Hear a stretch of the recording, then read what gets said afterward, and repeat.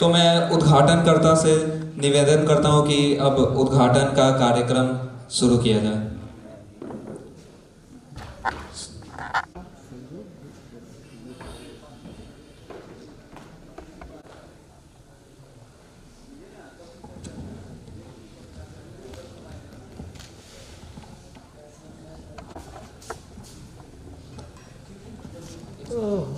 इस नाटक के निर्देशक कुमार मानव जी, जिनके पिता कुमार आज़ाद आज से लगभग 50 वर्ष पूर्व ये नाटक कर चुके हैं, कोणार्क नाटक। तो उनका आज पुष्पांजलि किया जाएगा। चलिए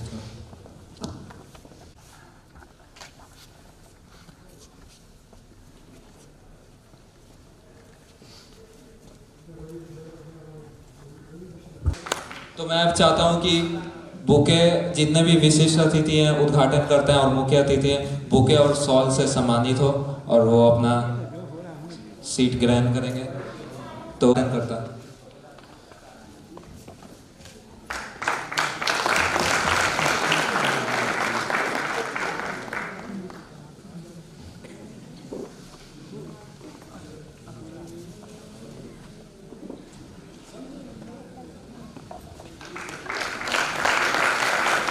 मुख्य अतिथि श्री यशवंत कुमार,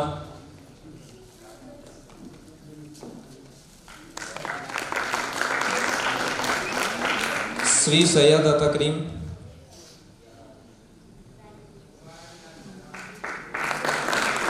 विशिष्ट अतिथि में सैयद अता करीम जी,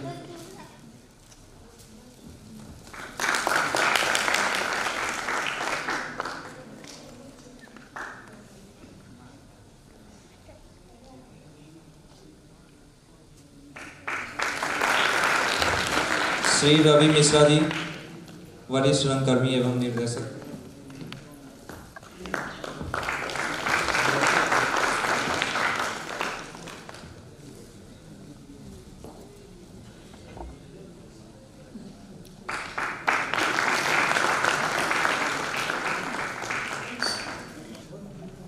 अध्यापकों का शुभ संध्या करता हूँ और नमस्कार करता हूँ। मैं आज बहुत खुश हूँ कि मैं आज इस स्टेज पे एक ऐसा नाटक दिखने वाला हूँ जिनके लेखक जगदीश चंद्र माथुर जी हैं, और इससे मैं बहुत गौरवान्वित भी हूँ कि आज मुझे ऐसा अवसर मिला है कि आज मैं इसको देख पाऊँगा। इसलिए मैं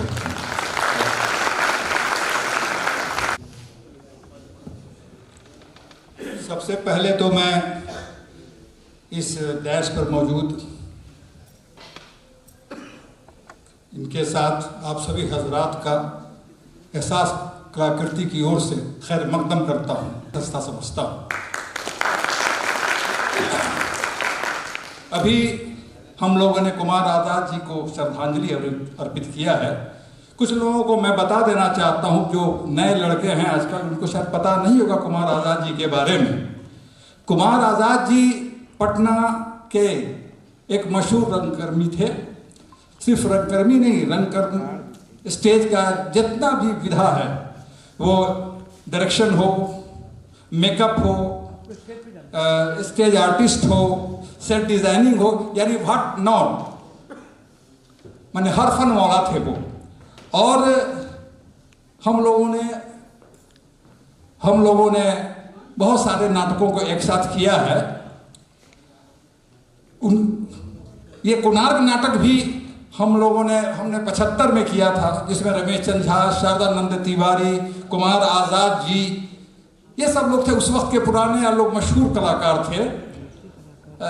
रवि मिश्रा जी वगैरह उस नाटक को शायद देखे हुए हैं, बच्चे रहे होंगे ये।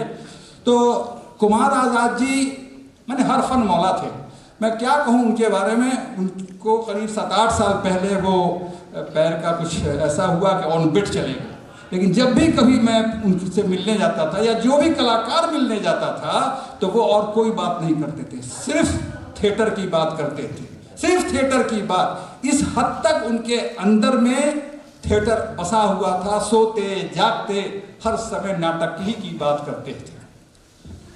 तो हमें एक बात याद है कि जब हम लोग कभी नाटक करते थे, यारपुर के इलाके में हम लोग वहाँ रहते थे, उस वक्त ये बात कर रहे हैं 75, 80, 85, 90 का, तो मानव इतने से थे, यानी इतने बड़े रहे होंगे। जब हम लोग रिहर्सल करते, प्लीज मरमरी नहीं करें, जब मानव इतने से थे, जब हम लोग रिहर्सल करते थे तो मानव एक कोने में बैठ करके और हम लोग के मूवमेंट को, एक्सप्रेशन को, इम्प्रेशन को, डायलॉग्स डिलीवरी को, हर चीज़ को बहुत माइन्यूटली वो वॉच करते रहते थे। उसी वक्त हमको ख्याल आया था ये बढ़ के एक अच्छा अभिनेता बनेगा, अच्छा डायरेक्टर बनेगा। और हकीकत में आज यहाँ तक कैसे पहुँचे हैं मैं जानता हूँ, ये जानते हैं, बड़ी मुश्किलात के बाद, बहुत ठोकरे खाने के बाद, हर पग पग पर जहाँ नुकीले कांटे उनको मिले उसको मसलते रहे, जहाँ रोड़ा मिले उसको पैर से मारते रहे और करते करते यहाँ पर पहुँचे। तो और एक चीज़ और बताऊंगा, दो तरह की बातें होती है, एक लोग नाटक कर देते हैं और एक नाटक करते हैं, दोनों में बड़ा अंतर है। जिस तरह से पानी और पसीना में बड़ा अंतर है, जिस तरह से पत्थर और नगीने में बड़ा अंतर है, उसी तरह से कर देने में और करने में बड़ा अंतर है। दोस्तों, मेरी बात लंबी हो रही है, नाटक शुरू होना है। मैं मानव के लिए उसकी बेचैनी, उसकी पैशन, उसकी हिम्मत, उसकी आग को दर्शाने के लिए एक शेर कहना चाहता हूं कि गुलाब पत्थर पे खिल रहे हैं, गुलाब पत्थर पे खिल रहे हैं। अब आप कहिएगा पत्थर पर गुलाब खिलाना कितना डिफिकल्ट टास्क है, लेकिन खिलाने वाला खिलाने का सोच रहा है और खिलाने का हर प्रयत्न कर रहा है। तो गुलाब पत्थर पर खिल रहे हैं, दिया चिराग आंधी में जल रहा है। कहिएगा वाह साहब वाह, ये कैसे होगा? होता है, आप सोचिए तो सही। गुलाब पत्थर पर खिल रहे हैं, चिराग आंधी में जल रहा है। यही जुनून, यही ख्वाब मानव का है, यही जुनून, यही ख्वाब मानव का है। वहां दिया जला दूं, वहां चिराग जला दूं जहां अंधेरा है। दोस्तों, ज्यादा बोलने से अभी कोई फायदा नहीं है, नाटक होना है।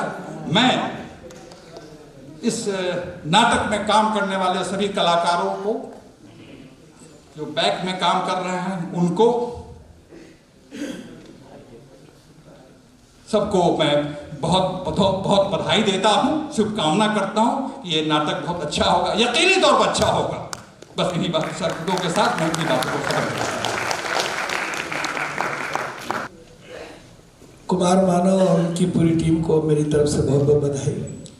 और आज भैया ने इतनी सारी बातें बता दी इस नाटक के संदर्भ में।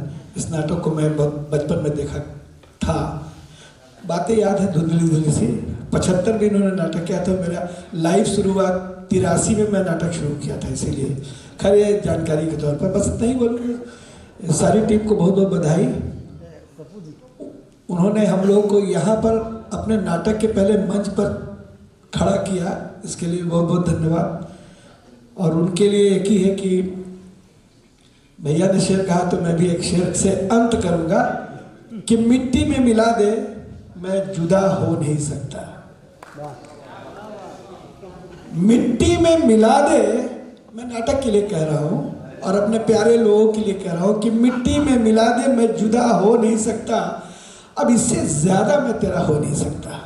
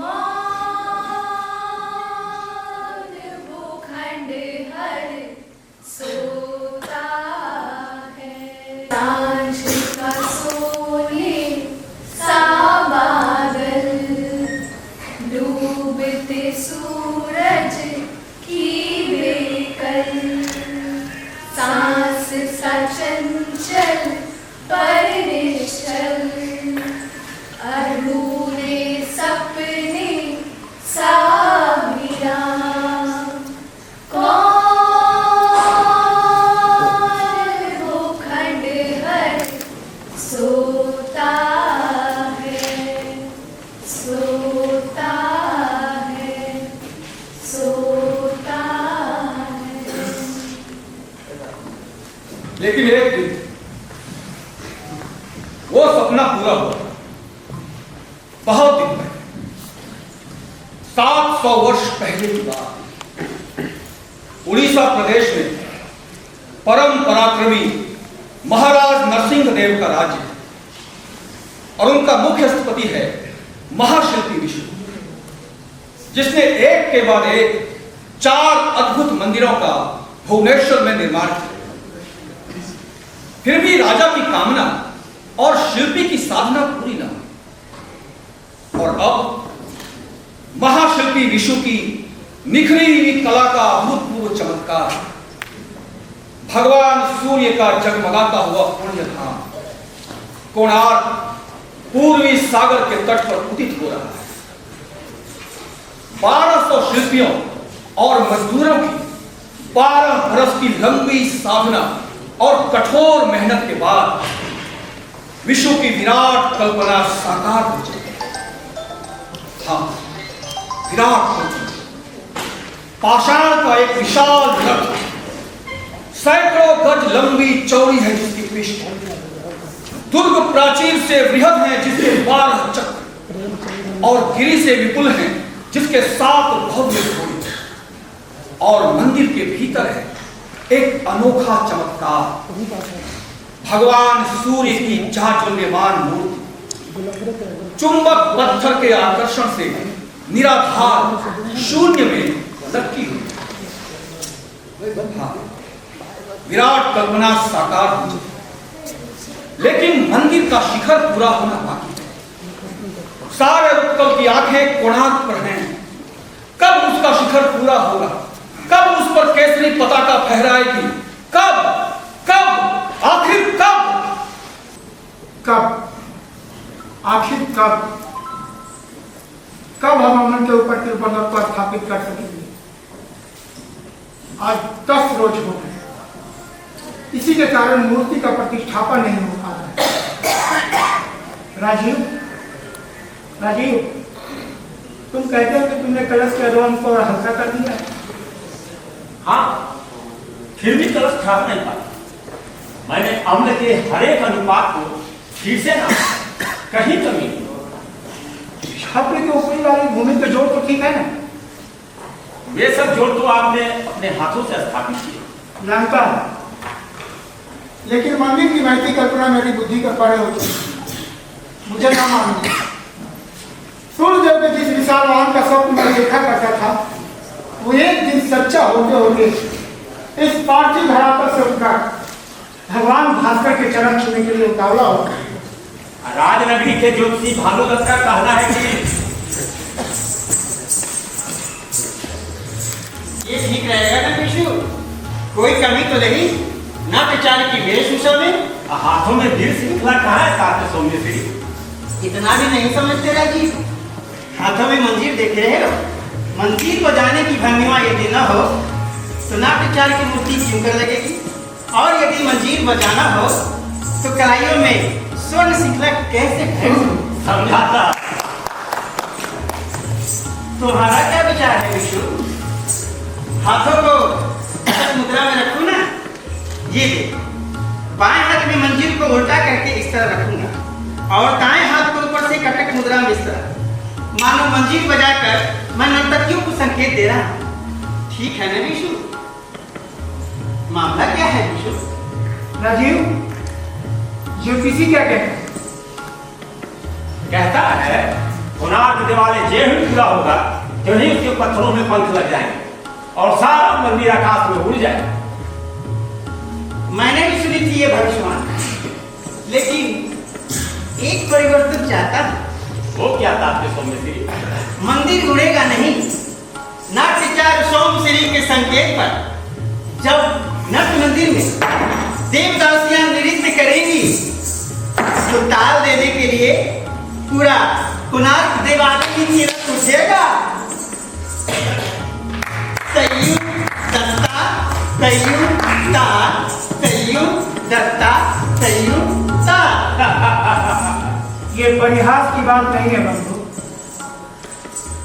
तो विशु, क्या तुम सच मानते हो कि कोणार्क का ये भारी पत्थर, विशालकाय मूर्तियां गगनगामी हो जाएंगी? कह नहीं सकते, पर हाँ इतना अवश्य कि हमने पत्थरों में जान डाल दी, उसे गति दे दी है। वो भूल रहा है कि वो धरती का पदार्थ है, उसके पैर धरती को नहीं। पत्थर का ये मंदिर आज कल्पना के स्पर्श से हवा की तरह गतिमान, किरण की तरह स्पर्शहीन और सुगंध की तरह सर्वव्यापी होगा, लेकिन धरती से छटे ईर्ष्या से मुझे लगता है कि अनजाने में ही हम लोगों ने पृथ्वी और आकाश के बीच भीषण संघर्ष कर। पृथ्वी और आकाश के संघर्ष की बात फिर सोचना भी शुरू। उत्कल के पृथ्वीपति की क्रोधाग्नि झेलने का भी कोई प्रबंध किया है? महाराज नरसिंह देव की क्रोधाग्नि, उसे तो करुणा की फुहारे क्षण भर में शांत, और वही फुहारे जब गर्म तवे पे पड़ती है तो उसकी जलन और भी बढ़ जाती है और फुहारे छू मंतर हो जाती है। तुम्हारा मतलब? उत्कल नरेश का क्रोध क्षणिक भले ही हो, लेकिन राज चालुक्य उसे प्रज्वलित रखते हैं और उन्होंने दया से पसीजना नहीं सीखा। राज चालुक्य राज्य के सब कुछ नहीं हो। तुम भ्रम में हो बंधु। महाराज नरसिंह देव तो बंग प्रदेश में यवनों को पराजित करने में लगे हैं और लोग कहते हैं कि राजनगरी में महामात आजकल सर्वे शर्मा है। दूर से आने वाले शिव की महामात द्वारा किए गए अत्याचारों का समाचार आते हैं। उनमें से कितनों के ही कुटुंबों पर महामात का अन्याय का हमला पड़ चुका है। दिन प्रतिदिन तरह तरह के आशंकाजनक खबरें आ रही हैं। सुनने में आया है कि महादंडपाशी के सब अधिकारी भी उन्होंने हथियार लिए हैं। तब तो सारे दंडपाशी सैनिक उनके अधीन में होंगे। वही तो राजसेना तो बंग प्रदेश में यवनों को पराजित करने में लगी और इधर दंडपाशी सेना के बल पर महामात की शक्ति दिन प्रतिदिन बढ़ती जा रही है। किसी की शक्ति बढ़े या घटे, हमें तो कोणार्क को पूरा करना है। यदि आप धर्मपद की बात सुने तो शायद अपना विचार बदल डालेगा। धर्मपद? ये धर्मपद कौन? एक किशोर शिल्पी हाल ही में आया है। आयु अंतिम शायद 16 वर्ष की, किंतु बुद्धि तीक्ष्ण, आपसे मिलना भी चाहता है। मुझसे मिलना चाहता है? पर क्यों? साफ नहीं पता। विचित्र जीव, कभी मौन हो मंदिर के कलश की ओर निर्णय में देखता रहता है, कभी अल्प समय में चमत्कारपूर्ण मूर्तियां तैयार कर देता है। कीर्ति अर्थम पर गायकों तो उसी ने उत्तीर्ण किया। 16 वर्ष के किशोर ने? राजीव, मैं उससे मिलूंगा। कहिए तो अभी बुलाना। ताप उसकी ओजवाई वाणी में आपको विद्रोह का ताप मिलेगा। राजीव, शिल्पी को विद्रोह की वाणी नहीं चली। मेरी कला में जीवन का प्रतिबिंब और उसके विरुद्ध विद्रोह दोनों संगीत। राजीव, तुम उस किशोर को बुला लो। मेरी दृष्टि के स्पर्श से उसकी प्रतिभा की गंध जागृत होकर उसकी वाणी को मौन कर दो। राजीव, मुझे उसकी कला चाहिए और मुझे भी उसकी कला चाहिए। समझाता क्यों बंधु, तुम उसे नृत्य और संगीत सिखाओगे क्या? नहीं, सोचता हूँ मेरी मूर्ति तो तुम बनाने से रहे, इधर मैं तैयार खड़ा हूँ, वो प्रतिभावान किशोर ही से पूरा कर। अरे ऐसा क्यों कहते हो? मैं अभी तैयार किए देता हूँ।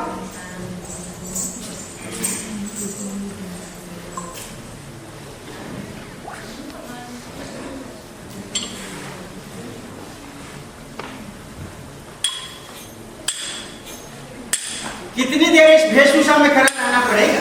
बस थोड़ी देर, जल्दी है क्या? नहीं, प्रतिष्ठापन में जितनी देर हो रही है उतना ही मुझे समय मिल जाता है संगीत की तैयारी की। फिर गीत गोविंद ही दिखाओगे?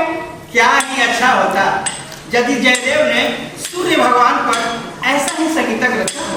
गीत भास्करम? हाँ, यही नाम मैंने सोचा है। तो क्या भास्कर भगवान पर ही संगीतक प्रस्तुत करोगे? उससे अधिक समीचीन और क्या चीज होगी कोणार्क के नट मंदिर के। लेकिन सूर्य भगवान की कथा में वो रमणीयता का है प्रणय प्रसंग कुंती और सूर्यदेव। लोग समझते हैं कुंती ने ऋषि का वरदान जांचने के लिए सूर्य भगवान का आह्वान किया। जी नहीं, क्षितिज पर सवेरे की अरुणिमा की भांति तेजस्वी सूर्यदेव का मादक स्वरूप कुंती के मानस गगन की छोर पे खींच के और फिर जैसे पूर्व दिशा की लालिमा मध्याह्न का जगमगाता प्रचंड ताप बन जाती है, ठीक वैसे ही दोनों का अवतार एक तत्व और विश्व व्यापी विलास बन गया। कोणार्क की युगल मूर्तियों में वही विलास बिखरा पड़ा है। उत्तम यौवन का वेग, उत्तम श्रृंगार का उल्लास और फिर विलास के बाद वियोग।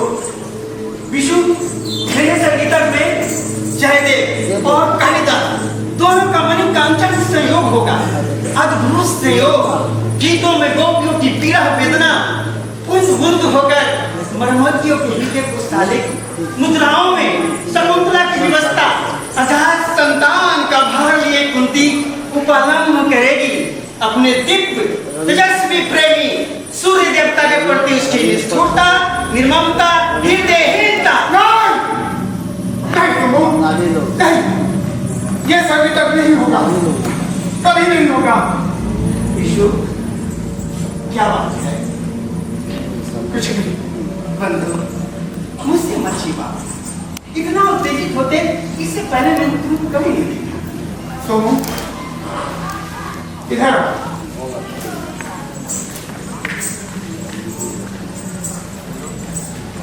ये देख, बहुत भव्य बन पड़ी है मेरी प्रतिमा। अद्भुत अद्भुत है तुम्हारा कौशल। लेकिन कहाँ कहाँ ये मेरा सीधा साधा करता हार और कहाँ उस मूर्ति के कंठाभरण के बीच कंकड़ के खुदी कामदेव की मनोहर छवि। वो कंकन हाथी दांत के कंकन की नकल। कैसा है वो कंकन? मुझे भी दिखाओ। वो कंकन को किसी हतभागे सूर्यदेव ने किसी सम्मोहित कुंती को दिया था 17 बरस में। विष्णु? हाँ समझे, वो वन की कली थी, सबर जाति की कन्या, चट्टान को फोड़कर पहने वाली निर्द्वंद निष्कलुष चंद्रा। शबर कन्या? हाँ, उसका नाम था सारिका। हमारे नगर में हाट के दिन अपने गांव वालों के साथ जंगली छाप और जलिया बेचने आती। और नगर की ऊंची अटारी का वासी सूर्य उस वन कलिका पर मुक्त हो गया। जैसे स्वर और ताल एक दूसरे पर रिश्ते हैं, वो मत भरे पावस से उन्मत्त थी, उसका भी कामनी तरु सी संपन्न। लेकिन वो रागिनी टूटी कैसे? वही कायरपन की कथा। सूर्य भगवान भी तो कायर ही थे। और कुंती थी, तभी तो उसने अपनी संतान को गंगा में बहा दिया। नहीं समूह, नहीं, उसने ऐसा नहीं किया होगा, कदापि नहीं। तुमने अपनी संतान को देखा था? समूह, जब मुझे ज्ञात हुआ कि वो माँ बनने वाली है, तो पूरे कुटुंब के भाई ने मुझे ग्रस लिया और नदी पर बढ़ती सांस की तरह भाई की तंद्रा मेरी बुद्धि पर छा गई और मैं भाग आया। सारिका उसके संतान से दूर, बहुत दूर, भुवनेश्वर में देव मंदिर की छाया में कला के आंचल में अपना मुंह छुपाने। वियोग के बादलों पर सूर्य की किरणें बिखरी और कला का सतरंगी इंद्रधनुष सारे उत्कल पर छा गया। कैसी विनम्रता है विष्णु कि तुम्हारी टूटी हुई रागनी का विषाद ही तुम्हारी चमत्कारपूर्ण कला का वैभव। तो हम मंदिरों को बनाने वाले मेरे हाथ सारिका उसके संतान के लिए एक चौपड़ी भी न बना सके। 17 वर्ष तक जिस आशा को तुम अपने मन में संजो रहे वो व्यर्थ नहीं जाएगी विष्णु। आशा जंगलों में भटकने वाली निराशिका अविवाहिता माँ और उसके बच्चे से मिलने की आशा नहीं। तुम नहीं, मुझे प्रायश्चित करना होगा। प्रायश्चित कैसे? सुनो, यदि कोणार्क पूरा ना हुआ तो फिर उसे नष्ट करना होगा और यही होगा उत्पत्ति का प्रायश्चित। शिल्पी, तुम विष्णु हो, शंकर नहीं, निर्माता हो, संधारक नहीं।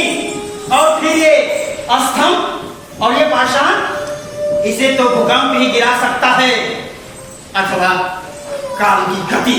सुनो, शिव चुंबक पत्थरों के आकर्षण से सूर्य भगवान की विशालकाय मूर्ति निराधार स्थित है। तुमने उसे ध्यान से देखा? क्या इनमें भूकंप की शक्ति भरी है? तो सुनो, एक रहस्य की बात, ठीक बीच में जो चुंबक है उसे हटाते ही मूर्ति बड़े वेग से गिर पड़ेगी और भूकंप की भांति मंदिर की सारी शिलाएं और स्तंभ गिरने लगेंगे। और यही वो युवक है हनुमान।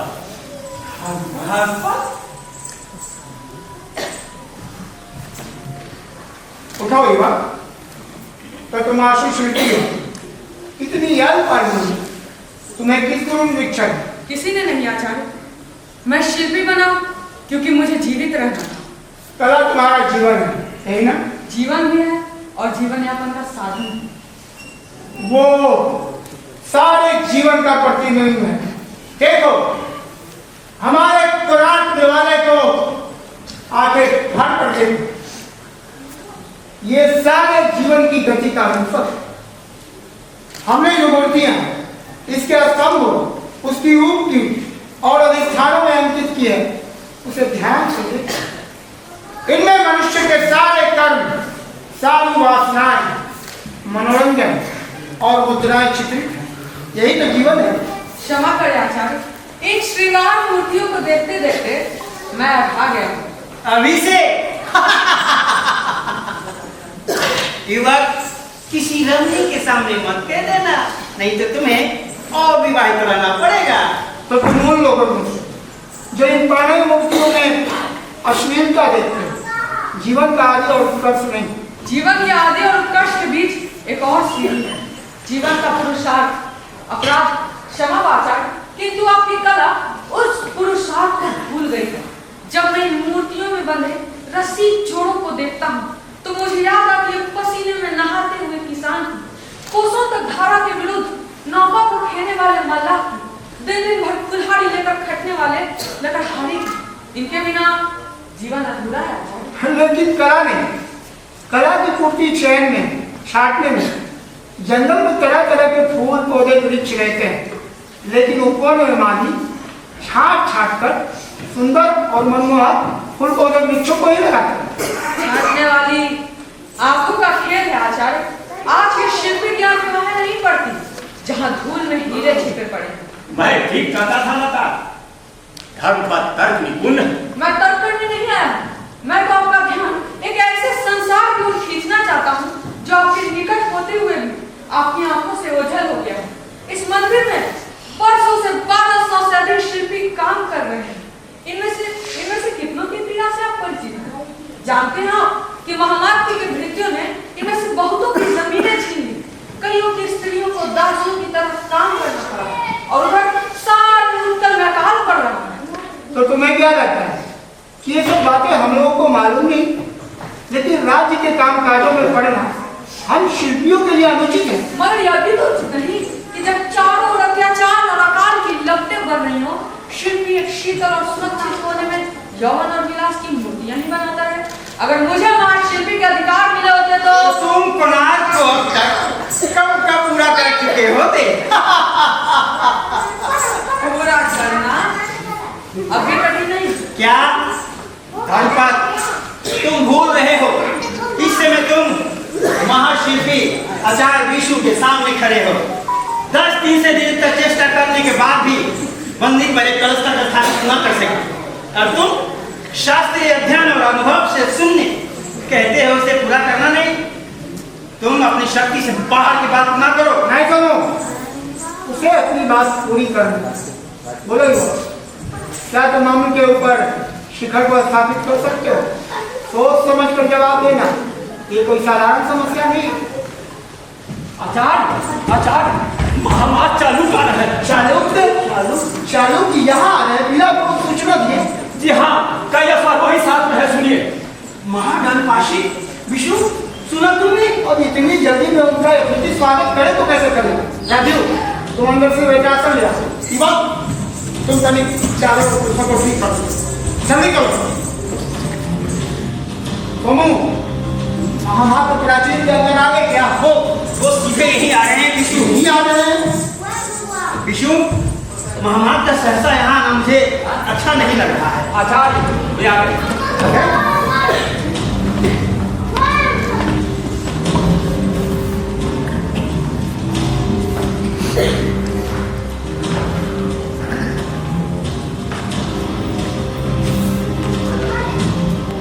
तुम जानते हो विष्णु, मैं इस रास्ते से क्यों आया? महामात के आने की कोई पूर्व सूचना नहीं। सूचना देता तो तुम लोग का भांडा बोल कैसे होता? जी, राजनगरी मैंने ठीक ही सुना था। पुराण में रात को उसका धन न करा, न सिर्फ लोग फिर से काम करे, न मजदूर 10 लोग कैसे काम हो सका? हम लोग बराबर उसी की चेष्टा में लगे। चेष्टा में लगे, यहाँ पर जब काम का उपयोग हो रही है। और ये युवक क्या हम लोग करा? मैं आचार्य के सामने शिल्पियों की दुख गाथा कह रहा। शिल्पियों की दुख गाथा। पता नहीं झटकने में बाहर मुख छोड़ देगा। मैं आपको चाहता हूँ। महामात, आपके शब्द बहुत कटु हैं। कटु शब्द? अब कटु शब्द से काम नहीं चलेगा मित्रों। मैंने सुना है शिल्पी लोग रात के विरुद्ध संग खा रहे, सब मुद्राओं के तमाम के, और महामात को किसी ने बढ़ाकर खबर दिया। स्वर्ण मुद्रा बेचारे वो क्या मांगेंगे। हाँ, यह अवश्य है इस अकाल के समय उनके कुटुंबों पर महान कष्ट पड़ा है। देखता हूं ना क्या चार, तुम ही लोगों से मिले हुए हो, मंदिर पूरा होना तो अलग रहा, तुम सब मिलकर रात में दौड़ डाली का विसर्जन कर रहे हो। महामात, मेरी भी तो सुनिए। मैं तुम जैसे लोगों को रात बनाने की भली भांति जानता हूँ। बरसों से मांगी प्रशंसा सुनते सुनते तुम अपने को दंड बिठाने भय समझ लगे हो। आज मैं तुम्हारे इस घमंड में छूट कर आया हूँ। सुन लो और कान खोल कर सुन लो। आज से 1 सप्ताह के अंदर यदि कुरान जवाना न हुआ तो तुम सबके हाथ काट लिए जाएंगे। शिल्पियों के हाथ काट दिए जाएंगे? हाँ, शिल्पियों के हाथ काट लिए जाएंगे। आज से 8 रोज या तो मंदिर मूर्ति का प्रतिष्ठा बनो या तुम 1200 व्यक्तियों के बुलाओ प्रहार। यही महाराज नरसिंहदेव की आज्ञा है। हाँ, महाराज नरसिंहदेव की आज्ञा और मेरी महादंड काशी की आज्ञा है। उत्कल नरेश, उत्कल नरेश, उत्कल नरेश। अब क्या होगा?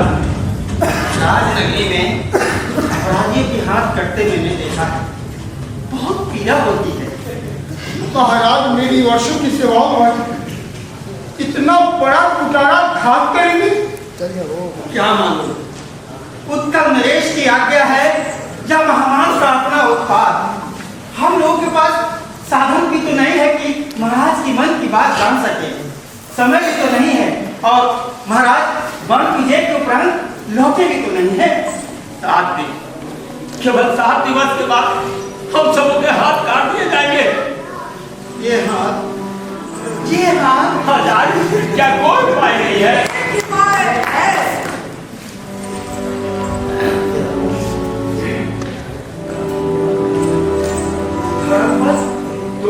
तुम फिर आ गई हो। तुम्हें तो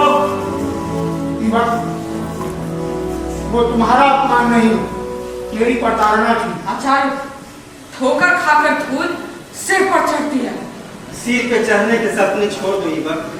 आज से 7 रोज के बाद कोणार्क के प्रांगण में उत्कल के समस्त शिल्पियों के रथ बहेंगे। मैंने सुना है, मैं बाहर पास ही खड़ा था। युवक, विनाश का ये संदेश अपने साथियों को भी सुना देना। मुझमें वो साहस नहीं कि इस विकराल घड़ी के लिए मैं उन्हें तैयार कर सकूं। निर्दय अत्याचार की छाया में ही जो विकसते और मुरझाते हैं, उनको एकाल विपद की घड़ी के लिए तैयार होने की कोई जरूरत नहीं आ रही। लेकिन मैं कहता हूँ कि इसकी नौबत ही क्यों आ? मेरी बुद्धि काम नहीं कर रही। मुझे अवसर दिया था तुम्हें महामंत्री के आने से पहले आपने मुझसे पूछा था कि क्या तुम अम्र के ऊपर शिखर को स्थापित कर सकते हो। मेरा उत्तर आचार्य कि मुझे अवसर दिया जाए। यदि तुम्हें अवसर दिया जाए तो तुम क्या करना चाहोगे युवक? आचार्य, मुझे लगता है कि कोणार्क के कमल की पंखुड़ियां उल्टी है, उन्हें उलट दिया जाए तो कलश शायद ठहर सके। कोणार्क का तुम्हारा मतलब छत के ऊपर कमलाकार अम्र से है? जी, यदि इसके हर एक पटल को कुछ इस तरह से रखा जाए कि जो बाहरी हिस्सा है वो अंदर केंद्र पर हो और जो नुकीला भाग है वो बाहर निकले, तो उसकी आकृति हिले कमल से हो जाएगी। कली किसी नहीं, लेकिन कलश स्थिर रहेगा। तुम्हारी बातें सारहीन नहीं जान पड़ती।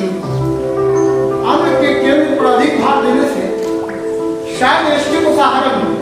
मेरा मन निश्चित है, मैं उसे पूरी तरह तो नहीं समझा सकता, किंतु देख ले।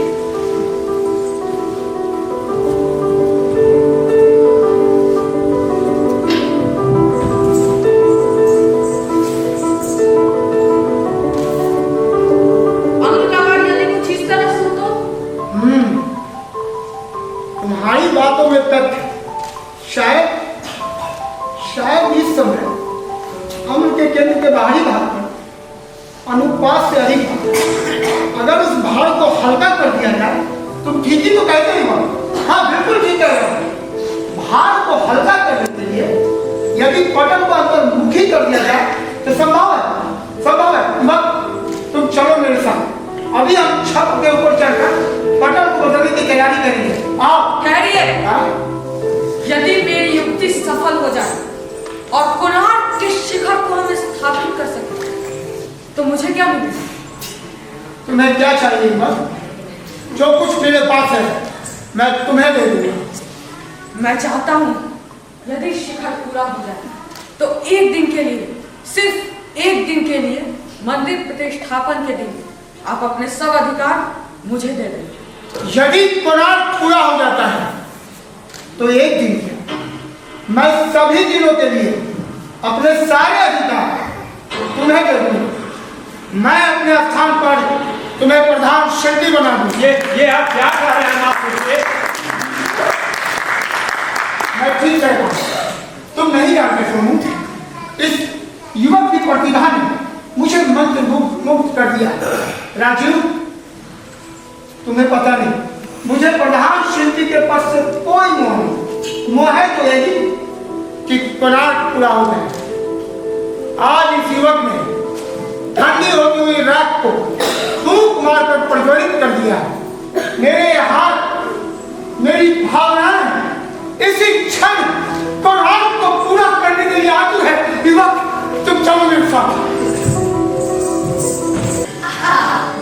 हर घर की आशा कर ज्योति के चरणों की आहट, अंधेरे के अधरों पर हास, मुखर विष्णु के उनमें उल्लास। सत्य का आशा है बुद्धिमान, अथवा क्षितिज पर चुपके गिरता मेघ, क्रूर उसकी दामिनी मुस्कान।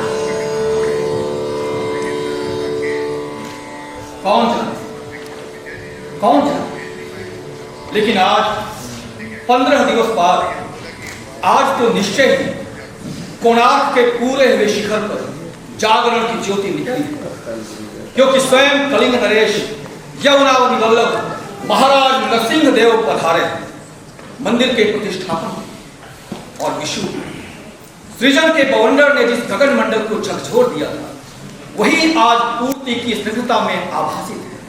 वो सुनो, कलिंग नरेश के जय जयकार से कोणार्क का प्रांगण गूंज रहा है। जय जय जय जय जय जय महाराज नरसिंह देव की जय।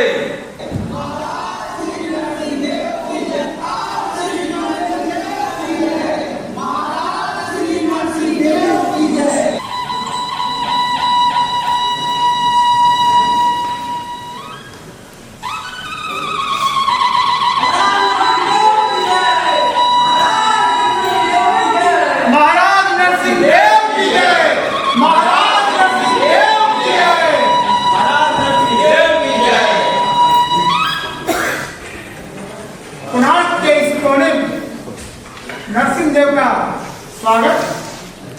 इस स्वागत के लिए हम बहुत दिनों से लड़ाई थे। कोणार्क को पूरा करके तुमने हमारे और उत्कल के गौरव को बढ़ाया।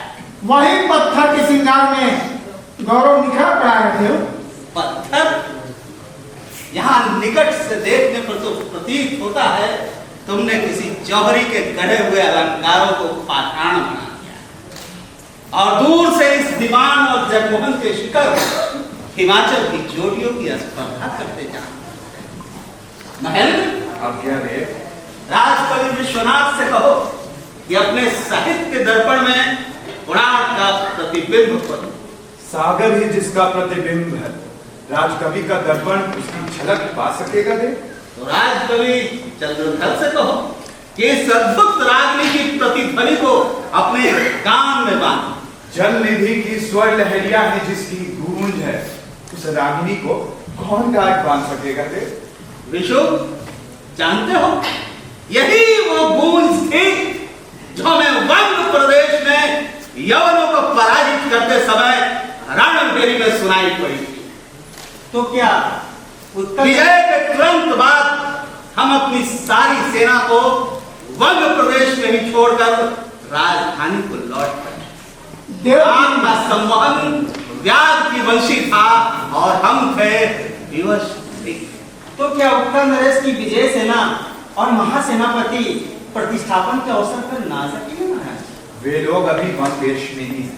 किंतु महामात्र की अपनी दंडपासिक सेना को पीछे आ ही रही। हमने महामात्र को आदेश दिया था कि कोणार्क के उद्घाटन पर राज्य का संपूर्ण वैभव प्रदर्शित किया जाए। देव की कलाकार रागिनी मर्मत के कारण पूछो को ही खोजती है। विह्वल हो रहे हैं हम, तो विह्वल हो रहे हैं विश्व। यहाँ से 3 कोस पर गगन चुंबी पताका को देखकर हम बालकों की भांति अधीर हो। तभी महामंत्री बोले कि उनके रथ की धुरी टूट गई। वे वहीं ठहर गए, किंतु हम में इतना धैर्य कहाँ जो रुक पाते। महाराज, मूर्ति प्रतिष्ठापन तो महामात के आने के ही होगा। मंदिर के जगमोहन और नट मंदिर के पुजारी बिंद और मेरी नृत्य मंडली प्रस्तुत है। महामात को आने दो, उनके आने में अधिक विलंब न हो। और इस बीच हम चाहते हैं कि कोणार्क के निर्माता अपने प्रधान शिल्पी का उन्हीं के कक्ष में उचित रीति से समादर करें। महेंद्र, लाओ तो वो रत्नमाला। महाशिल्पी विशु, आगे बढ़ो और हमारे हाथों से ये रत्नमाला। ठहरे, इस रत्नमाला का अधिकारी मैं नहीं। विशु, ये तुम्हारी विनम्रता है या हर्ष के अतिरेक से तुम विक्षिप्त हो गए? तनिक ठहरे देव। धर्मपद अंदर आओ। या क्या कर रहे हैं महाशिल्पी? देव, इस रत्नमाला का अधिकारी ये युवक है। आज का प्रधान शिल्पी यही है। प्रधान शिल्पी? प्रधान शिल्पी मैंने इस युवक को नहीं तुम्हें बनाया था विशु। किंतु आज मैंने अपना पद इस युवक को अर्पित कर दिया है देव। विशु, तुम अपनी परिधि से बाहर जा रहे हो। देव, यदि ये युवक न होता तो आज हम लोग मूर्ति प्रतिष्ठापन के लिए यहाँ प्रस्तुत न हो। यह कैसी पहली? महाराज ने सुना होगा कि मंदिर के ऊपरी भाग तिरपट ढक स्थापित करने में बहुत विलंब हुआ। देव को ये सूचना मैंने वंदेश में दी। उससे क्या, विशु को अनेक भवनों के निर्माण में इस तरह की समस्याएं सुलझानी पड़ी। देव का कथन सत्य है, किंतु इस समस्या ने मेरी प्रतिभा का अपहरण कर लिया था। महाराज, चाहे जैसे काम जो कर हम ईमान के ऊपर सिलाए रखते, वे सब नीचे आ पड़ते। शिल्पी का निराश हो चले थे। महाशिल्पी विशु अपने स्वप्न को अधूरा दे व्याकुल थे। चारों ओर अंधकार था, चारों ओर उदासी। और ऐसे समय में पावस की वजह की भांति कृषित भूमि में ये युवक आ पहुंचा गया और इसके आदित्य सूर्य मेरे लिए आकाशवाणी बनी। खोए राही का पथ प्रदर्शन हुआ और इसके 7 दिन के अनवरत परिश्रम और प्रतिभा ने कोणार्क के शिखर को पूरा कर दिया। हम चकित हैं युवक। जब महाशिल्पी विशु ही तुम्हारा लोहा मानते हैं तो हम विश्वास कैसे, जो इस अल्प आयु में ही इतना अद्वितीय प्रतिभाशाली हो, ऐसे शिल्पी का हम सहर्ष स्वागत करते हैं।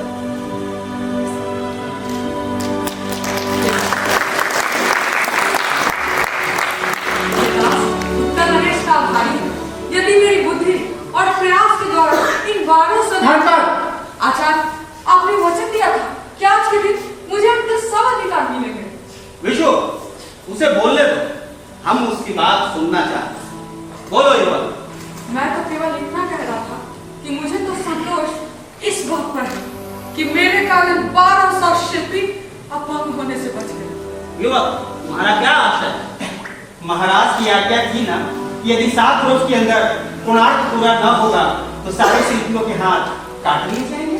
हाथ काट लिए जाएंगे तो हमारी आज्ञा? ये आपकी आज्ञा नहीं थी देव। कह दीजिए ना देव, कह दीजिए ना कि राजराज चालुक्य ये सब छूटे थे। महामात्य, चालुक्य ने तुमसे कहा? ओह, उन्होंने शायद तुम्हें यूं ही धमकी दी हो। तुम लोग उनका अभिप्राय नहीं समझ पाए। अभिप्राय को समझना उन लोगों के लिए कठिन नहीं था देव, जिनके जीवन पर काले बादलों की छाया की तरह महामंत्री का भय फैला हुआ। कौन है? वे ही जो जिस सम्मिलित स्वर में कुछ ही देर में आपकी जय जयकार कर रहे थे। देव, वे अपने को मिटाकर सौंदर्यमय दुनिया बनाने वाले शिल्पी और कारीगर। हमें तो उनके स्वर में बहुत उल्लास जान पड़ा। देव, झुर्मू की ओर में चहकने वाले पक्षी का स्वर सर्वदा भ्रष्टाचार नहीं होता। आपको क्या मालूम कि उस जय जयकार के पीछे हाहाकार चुपचाप सिसक रहा। युवक, तुम्हारी बातें हमें नई और अपरिचित सी जान पड़ती। देव, ये उनकी बातें हैं जो बोल नहीं सकते। युवक, महाराज के सम्मुख शिष्टता से बातें करो। मेरी दृढ़ता क्षमा कर दे।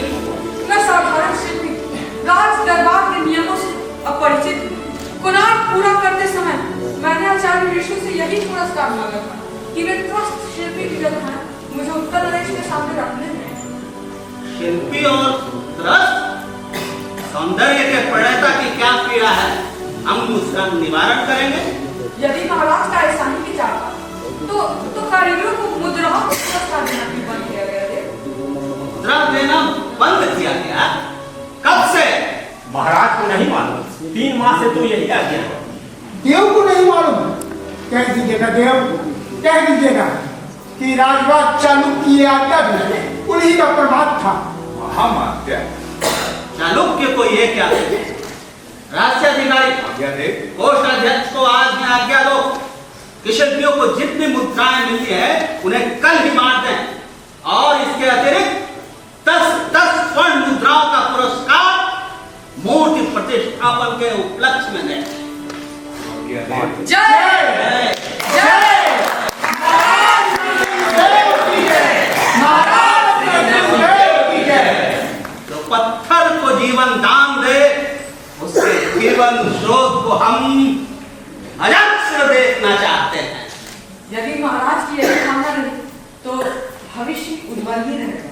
तुम फिर भविष्य की बात कर रहे हो युवक? हम कोई कामना नहीं, पूर्ति का आयोजन कर रहे हैं। तुम निर्भय होकर इस उन्मुक्त जहानवी के भागीरथ बनो। अनेक शिल्पी अपने अपने ग्रामों में स्त्री बच्चों को थोड़ी सी जमीन और खेती के सहारे छोड़कर आए, वही मूल जीवन स्रोत सूख रहा है। क्यों? राज आज्ञा है ना कि वंग देश में सेना भेजने वाले सामंतों को उपहार स्वरूप यही जमीन दे दी जाए। यही जमीन? हमने तो ऐसी आज्ञा कभी नहीं दी। आपने नहीं दी? सोमू, मैं कहता था ना कि महाराज शिल्पियों के प्रति इतने हृदय हो ही नहीं सकते। तो क्या ये भी महामात की स्वेच्छा थी? महामात से जान बढ़ता है हमारी लंबी अनुपस्थिति के दिनों में राज चालुक्य शिल्पियों से विरक्त हो। हम उनका भ्रम दूर करेंगे। राजधानी में शिल्पियों के कुटुंबों को उनकी जमीन लौटाने का आदेश दिया जाएगा और सामंतों के लिए दूसरा प्रबंध किया जाएगा। महाराज श्री नरसिंह देव की जय। महाराज श्री नरसिंह देव की जय। महाराज, आपके इस अनुपम अनुग्रह ने कोणार्क की शोभा को द्विगुणित किया है। हम नहीं चाहते कि इस सौंदर्य सदन पर किसी की काली बात आया। यदि महाराज की यही भावना रही तो भविष्य उज्जवल ही रहेगा। तब फिर भविष्य की बात कर रहे हो युवक? हम तो आज ही अभी कोणार्क को हर्ष और उल्लास का प्रतीक देखना चाहते हैं। क्षमा कर दीजिए, न जाने कितनी आहें हमारे सौंदर्य सदन के चरणों और चोटी से टकराव कर बिखर रही है। किसकी आहें? महामाते के अत्याचार से प्रपीड़ित जनता की। शिल्पियों के प्रति उनके भ्रम को हम दूर करेंगे। किंतु ग्रामों में रहने वाले सैकड़ों हजारों किसान, वन और आजीविका के शवट और वे अगणित मजदूर जिनके ढोल में पाषाणों को हम शिल्पी रूप देते हैं, वे सभी आज त्राही कर रहे हैं। यदि वे बोल पाते तो महाराज से केवल एक वरदान मांगते। क्या? महामाते का पद किसी प्रजावत्सल महानुभाव को दिया जाए। युवक, तुम अपनी परिधि से पाकर जा रहे हो। मेरी दीनता क्षमा कर दीजिए। अपने मंत्रियों को निकालने और नियुक्त करने में हम सामंतों और श्रेष्ठियों से सलाह लेंगे, शिल्पियों से नहीं। यही तो महाराज, यही तो मैं इसे समझा रहा था कि राज्य के कामकाजों में पड़ना हम शिल्पियों के लिए अनाधिकार चेष्टा है। महामात के चालुक्य हमारे विश्वस्त महामंत्री ही नहीं, हमारे पड़ोसी राज्य की भी संपत्ति है। उन्हीं पर भीतरी शासन का भागदौड़ सौंपकर हम यवन में जाकर वंग प्रदेश में लड़ सकते। तुम लोग इन बातों को क्या समझते? देव, किंतु प्रजा की अशांति। हम महामात्य को आदेश दें कि कोई अनुचित बात न होने पाए। राज्य के स्तंभ तो सामंत और श्रेष्ठीगण है, किंतु निर्धन प्रजा को सुखी रखने में ही हमारी कीर्ति है। महामात को आने में देर हो रही है देव। हाँ, रथ की दूरी ठीक होने में इतना विलंब तो नहीं होना चाहिए। प्रतिहारी, आज्ञा देव। बाहर जाकर देखो वे आते दिखते हैं या नहीं। जो आज्ञा देव। देव, रहस्य अधिकारी आके जान पाते। क्या है महेंद्र? महामात्य तो अभी तक नहीं आए थे, किंतु कुछ लोग आते दिख पड़ते हैं। वे ही होंगे। कितनी दूर है? निकट ही, किंतु वे लोग आने केवल पश्चिम से नहीं, उत्तर और दक्षिण से भी अनेक सैनिक और रथ धूल आकाश तक फैल रही है। जान पड़ता है महामात्य ने मांडलिकों को भी आज के समारोह में सम्मिलित होने के लिए बुलाया है। किंतु इस निमंत्रण को महाराज से गुप्त रखने का आशय और तुम नहीं देव। तब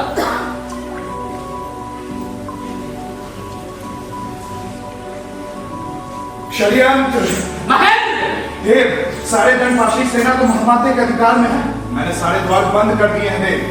हम अभी सिंह द्वार पर जाकर संग देखेंगे। ये तुम्हारा भ्रम है। भ्रम नहीं है देव। छोड़ दो, देखिए, छोड़ दो मुझे, छोड़ दो मुझे, छोड़ दो मुझे, तो पकड़ कर ला रहे हैं। छोड़ दो मुझे, छोड़ दो मुझे, छोड़ दो मुझे, छोड़ दो मुझे। छोड़ दो प्रतिहारी, क्या बात है? प्रभु, वहां षड्यंत्र हुआ है। 3 से दंडपाशी मंदिर को घेर रहे हैं। घेर रहे हैं? किसकी आज्ञा से? परम प्रतापी कलिंग नरेश श्री राज चालुक महाराज की आज्ञा से। चालुक्य, कलिंग नरेश, विश्वासघाती। स्वयं महाराज के सामने इतनी उद्दंडता अभी अभी तुझे नहीं रखा। मुझ पर हाथ चलाने की चेष्टा न करो। मैं दूत के रूप में भेजा गया हूँ। ये लीजिए महाराज राजा चालू का संदेश और मुझे उत्तर दीजिए।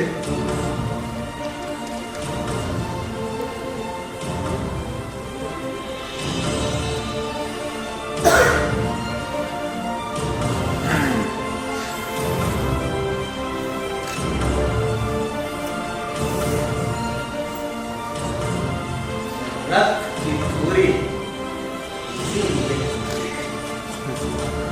इसीलिए इतने समय में दंडपाशी सैनिकों को इकट्ठा राजधानी में। प्रभु, राजधानी में चालुक्य के दंडनायकों ने राज प्रसाद पर पहले अपना अधिकार जमा लिया। यही सवाल क्या था? खुशहाली और कणिका के सामंत वे सभी हमारे साथ हैं। नीच, पामर, सब के सब विश्वासघाती। विश्वास, राज सत्ता के भीतर विश्वास नहीं, बल है, बल। बल, यवन विजेता परा कमी नरेश बलहीन कब से हो गए? यवन विजेता की सेना कहाँ है? सेना, यदि हमें इस दूर भी संधि का लेस मात्र भी आभास होता तो हमारी सेना हम देश में न होती। किंतु अब पछताने से क्या होता है? आपके सामने एक ही मार्ग है, आत्मसमर्पण। कभी नहीं तो आत्महत्या।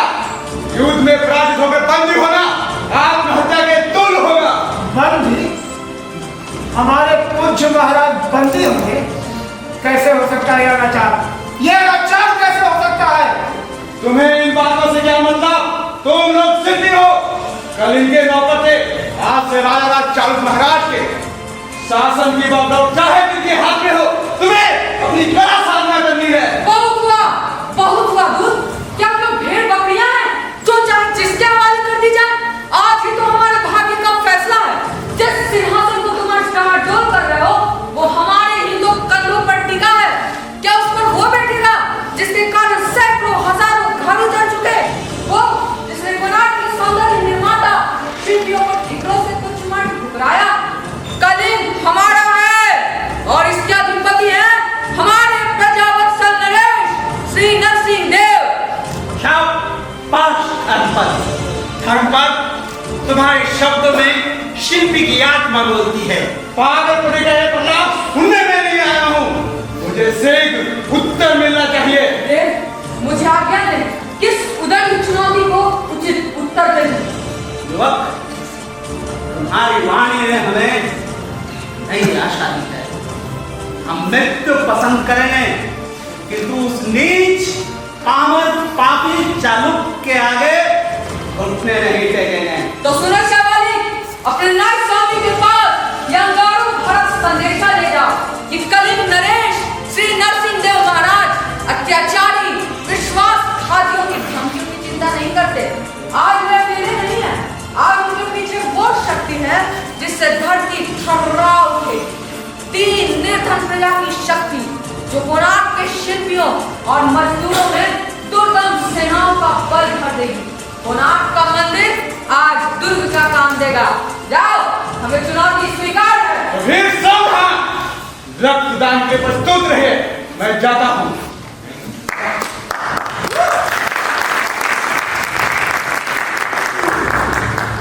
तीनों प्राचीरों के निकट सेना आ रही है। चौथी और समुद्र है। हम लोग क्या और कैसे करेंगे? कोणार्क की चहारदीवारी में कुल कितने लोग? महाराज लगभग 5000, 1200 से भी बाकी जन्म। किंतु किंतु हथियारों की कमी नहीं। धनुर्बाण की कमी होगी और खड्ग वे भी गिने गिने ही हैं। हमारे अस्त्र हैं कुदाली, दंड, हथौड़े और पत्थर। मंदिर के प्राचीरों से आकाशमार्ग शत्रु के ऊपर नहीं गिराया जा सकता। जब तक प्राचीर हमारे हाथों में है, शत्रु पास नहीं पटकने पाए। किंतु कब तक? रात के पहले उसके बाद हमारा और तुम्हारा काम है। दास प्रतिबद्ध है स्वामी। रात में ही किसी तरह छिपकर जगन्नाथपुरी हो जाता है। वहाँ श्री मंदिर के अधिष्ठाता कभी हमारे विरुद्ध नहीं है। उनकी सहायता से अपने गुप्त शस्त्र लगाकर पहुंचने में कोई कठिनाई नहीं। हैदर समझ गया महाराज। राजधानी की पौर सभा को मैं गुप्त सूचना दूंगा। वे गंग वंश के सर्वदा समर्थक रहेंगे। रात बिरात में सब कुछ करना है। रात में तो युद्ध बंद होगा ही, सवेरे तक शत्रु को घेर लेना। किस पर से जाना होगा? सागर के तट पर मंदिर का जो चौथा द्वार है, वहीं से नौका में बैठ कर जा सकते हैं। हाँ, थोड़ा ही समय लगेगा, किंतु तट के सहारे सहारे जाना। और कोणार्क की रक्षा संभाल सकोगे धर्मपद? क्यों नहीं महाराज, कोणार्क के प्राचीरों के पाषाण सुदृढ़ हैं और इनसे भी अधिक दृढ़ हैं शिल्पियों की भुजाएं, जो पाषाणों में प्राण फूंकती हैं। दृढ़ता के साथ कौशल भी चाहिए। समय कम। चिंता न करें देव, आगे राजीव जैसे भी हो, हमें शत्रु को रात्रि के प्रथम पहर तक रोकना है।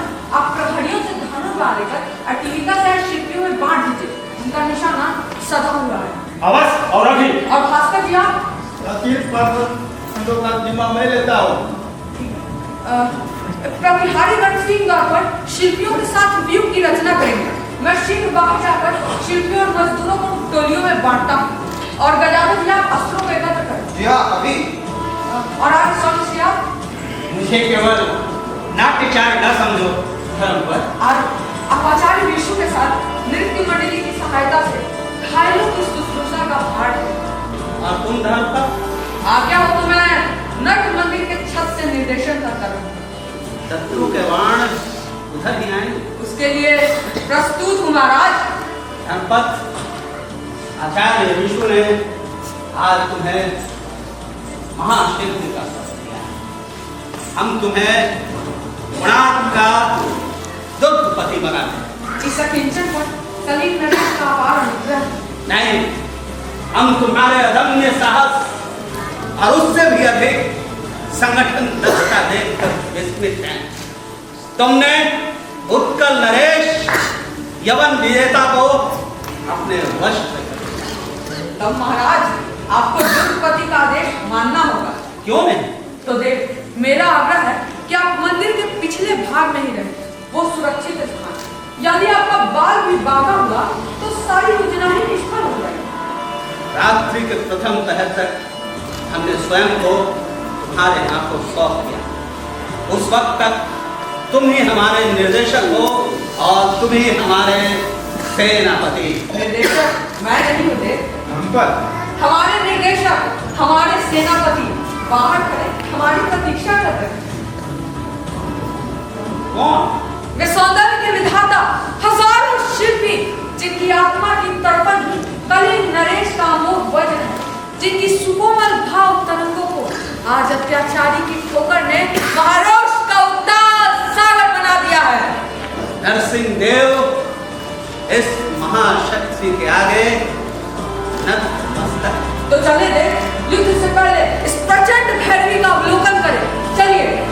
जय जय कोणार्क दुर्ग की जय।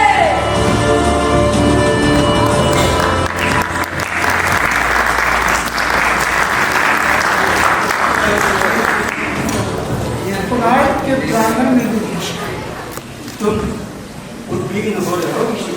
उद्विग्न भी और उत्सुक भी। किसलिए? प्रमुख, मैं जानना चाहता हूँ ये धर्मपद कौन है? कौन है ये धर्म?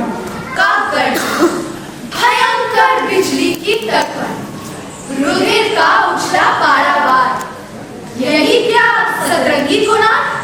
कला का इंद्रधनुष निर्वाह, वज्र सा करता टंकार।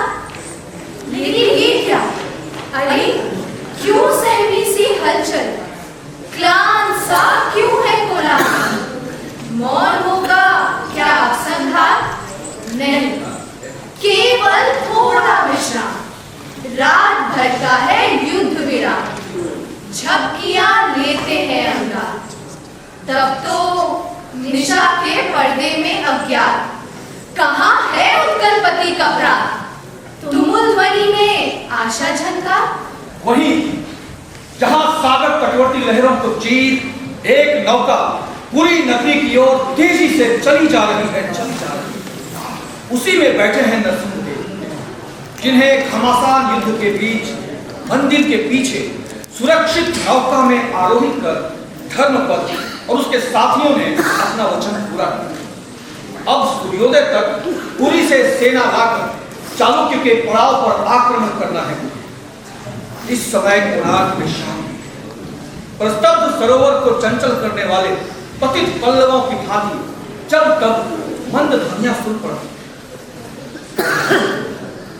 मंदिर में देव मूर्ति के निकट म्लान मुख अंधकार की गोदी में टिमटिमाते दीपक के प्रकाश में अधीर और आतुर ये कौन खड़ा है? विष्णु, तुमने कहा था कि मैं नाट्यचार भगवान शंकर का संहारक रूप धर सकता हूँ। वो तो नहीं कर पाया, लेकिन भगवान शंकर वैद्यनाथ भी तो है। पट्टियां बांधना और औषधियां देना, कुछ घायल तो बच ही जाएंगे। वो कैसा है? कौन? धर्मा गजब का पराक्रम दिखाया उसने। क्या अतुल संगठन शक्ति, क्या स्फूर्ति! एक एक शिल्पी उसे देखकर 5-5 सैनिकों के तुल्य हो गए। वो कैसा है? उसकी मूर्छा, उसका मूर्छित होना था कि शिल्पियों में बिजली दौड़ गई। दुगनी शक्ति से हमारे मुट्ठी भर लोग जूझ पड़े और चालुक्य के परामर्श को थमना पड़ा। वो सब मैंने देखा है। वो कैसा है? कैसा है? तुम तो उसका मूर्छित होने के थोड़ी देर बाद ही चले आए थे। जान पड़ता है उसका शरीर चोट और आघात सहने का आदी है। उसके माँ बाप ने उसे बहुत कसरतें करवाई होंगी। सोनू, मेरे प्रश्नों का उत्तर दो।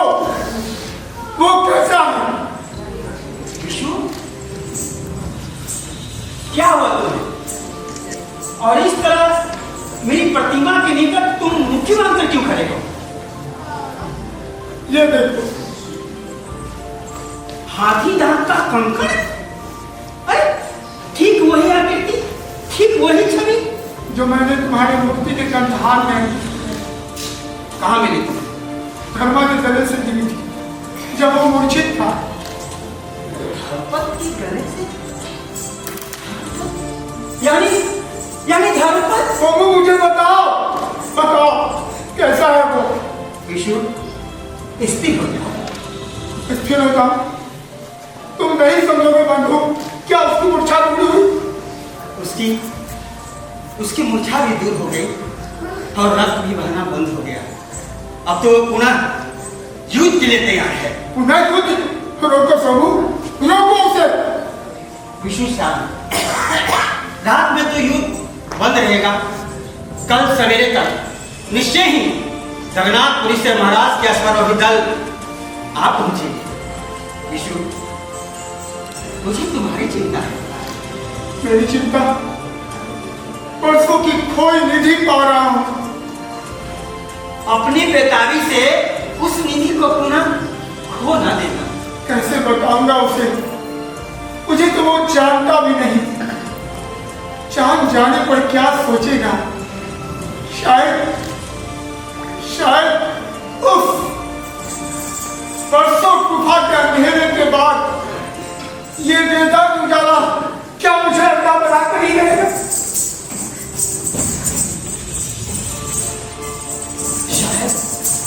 शायद वही आ रहा है। तुम थोड़ी देर के लिए स्तंभ की ओर में चले जाओ। सोमू, क्या वो मेरा मुंह भी देखना चाहे? मेरे ऊपर छोड़ दो ये बात। जब आवाज दूं तो चले आना।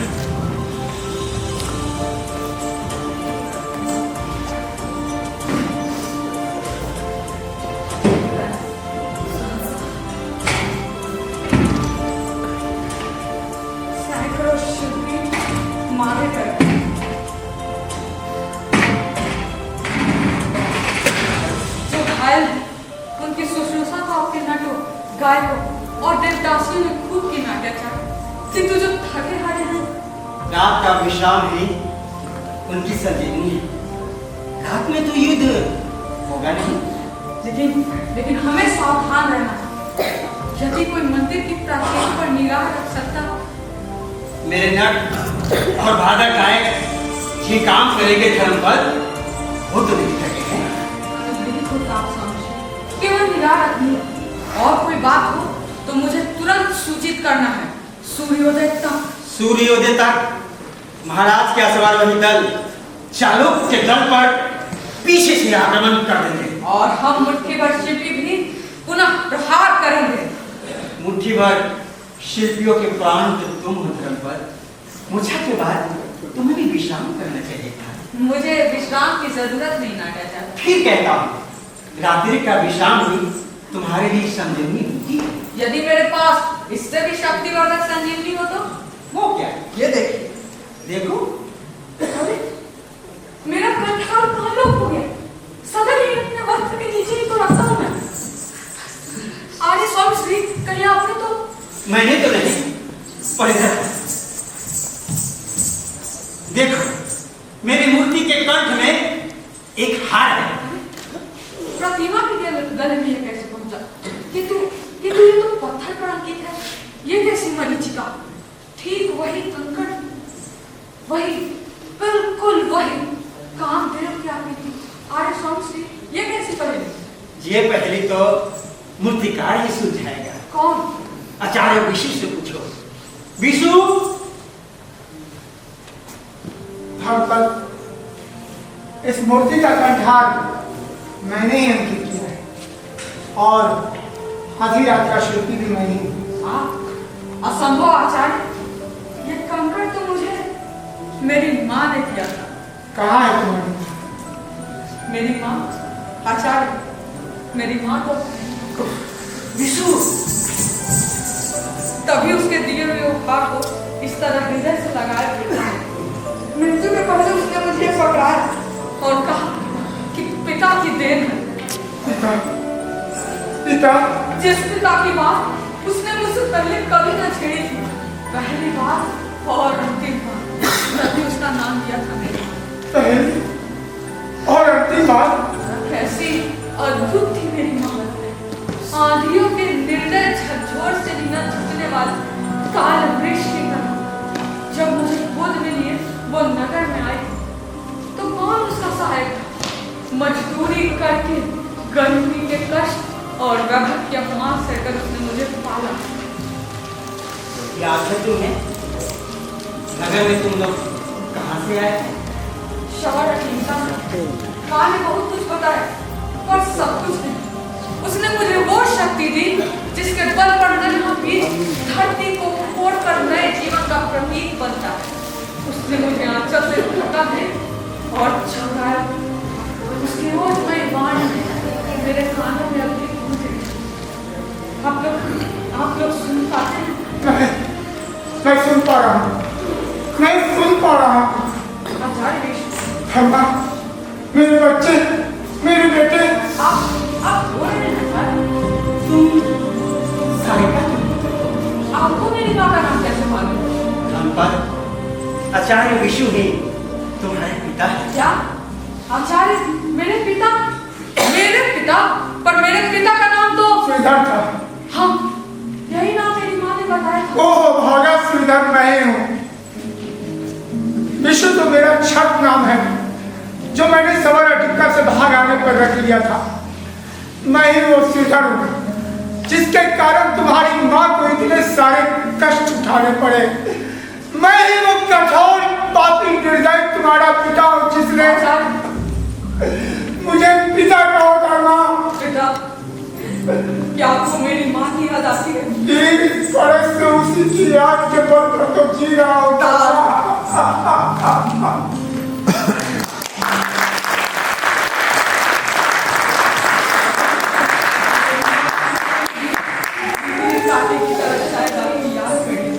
क्या सच?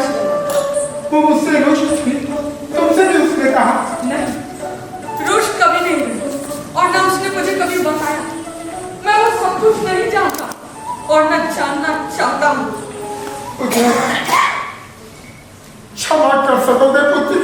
अरे, मेरी आंखों के सामने जो पर्दा है, उसे उठाइए नहीं। उस पर मेरी माँ की मधुर, गंभीर, दर्द भरी मूर्ति दिख रही और वहाँ मानो सूर्य के किरणें पर किरणों के बीच माँ कैसी खड़ी दिख रही।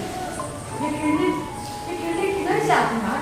वो किरणें तुम्हारी माँ के तन से फूट रही है धर्मा। मैंने तो उसे देखा है। मंदिरों का निर्माण करते करते कभी कभी सहसा मेरी आंखों के सामने अंधेरा छलता था। उन अंधेरों में न तो मैं मूर्तियां कर पाता और न ही आकार प्रकार निश्चित कर सकता था और न ही पत्थरों को जीवित कर सकता था। तभी तुम्हारी माँ की मनोरम और तेजस्वी छवि मुझे मिलती और उन किरणों से मुझे प्रकाश मिलता। ठीक वही किरणें, ठीक वही आलोक। हाँ पुत्र, और अब मानो कोणार्क के अधूरे शिखर पर मेरे अरमानों को छिन्न होता हुआ देख उसने मुझे राह दिखाने के लिए तुम्हें यहाँ भेजा। और जाने किस सदृश शक्ति ने मुझे शिल्प कला सिखाई। विशु, तुम शिल्पी विशु के पुत्र हो। धर्मा, कोणार्क और किसी के स्पर्श से कैसे देख सकता है? जैसे मरुस्थल में कहीं ले जाने सहसा गायब हो जाने पर भी अनेक बह निकलती है, वैसे ही मेरी प्रतिभा तुम्हारे मन में निकल होती है। धर्मा, सैकड़ों हजारों वर्षों तक कोणार्क के उन्नत शिखर को देखकर लोग कहेंगे ये विशु और इसके बेटे की कला की सर्वोत्कृष्ट कृति है। धर्मा, मेरे जैसा भाग्यशाली पिता आज उत्कल में कौन है? संध्या की किरणें सिमट रही आज, लगता है जैसे माँ बुलाती है। नहीं धर्मा, हम उसे बुलाएंगे। क्या तुम्हारी माँ कल भी नहीं आएंगी? कल जब कोणार्क और कलिंग के ऊपर से बादल हट जाएंगे, कल जब महाराज नरसिंह जब विजयी होकर लौटेंगे, फिर कोणार्क के प्रांगण में मेरा और तुम्हारा पिता और पुत्र का आदित्य अभिवादन होगा। विजय का अभिवादन? हाँ पुत्र, कैसा अभूतपूर्व क्षण होगा। मेरी सारी साधना फलीभूत होकर आह्लाद और उन्माद में निलय हो जाएगी। धरती और अंबर मेरे उल्लास को संभाल न सकेंगे, न संभाल सकेंगे। कोणार्क का प्रत्येक पत्थर अनन्य रानी को प्रतिध्वनित करेगा और शिल्पी के गौरव के आगे सारे संसार की समृद्धि नतमस्तक।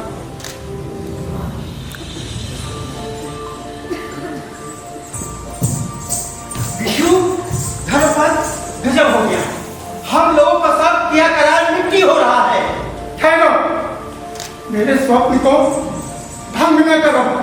स्वप्न छोड़ो, हम लोग महाविपत्ति में हैं। क्या हुआ? मंदिर के दक्षिण प्राचीर के एक अंश में शत्रु का एक दल चुपके से रास्ता बना लिया है।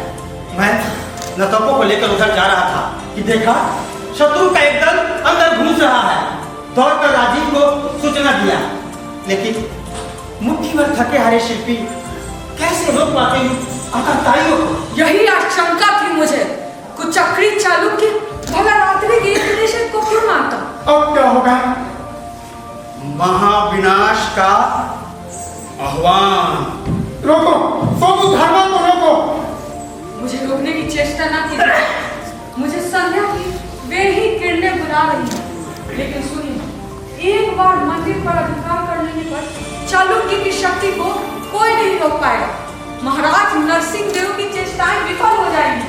सवेरे ही चालुक्य पूरी किरणें कुछ कर देगा और फिर उस सत्याचारी के आगे कोई नहीं ठहर सकेगा, कोई नहीं।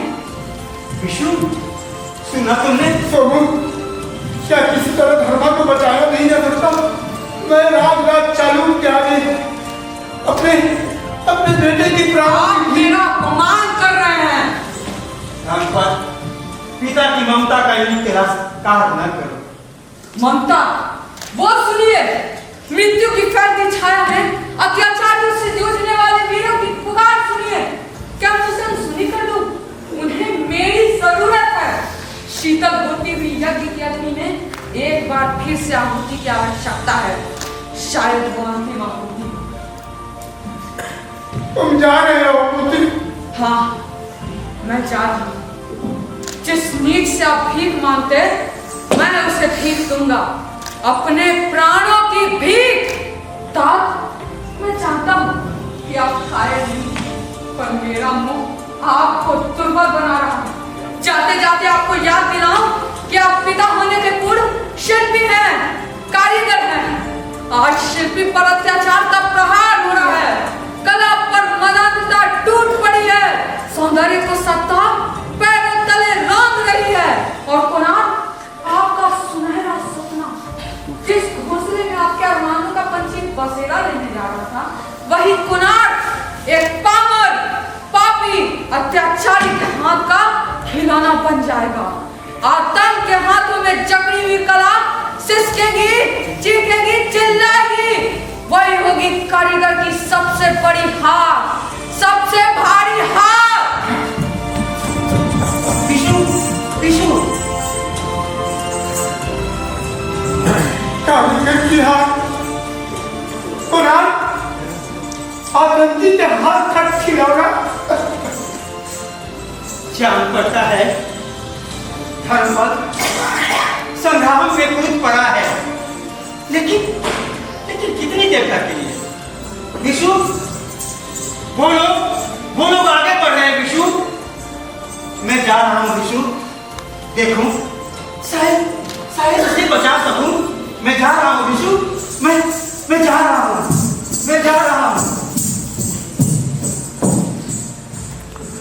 कोणार्क, मेरी निधि, कोणार्क, मेरी सृष्टि भ्रष्ट हाथों में, अपावन हाथों में।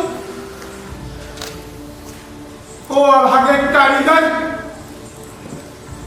कहाँ है तेरा गौरव? कहाँ है तेरी मौन तपस्या का पुरस्कार? कारीगर की हाथ असंभव। कोणार्क शिल्पी की पराजय का प्रतीक नहीं हो सकता। नहीं,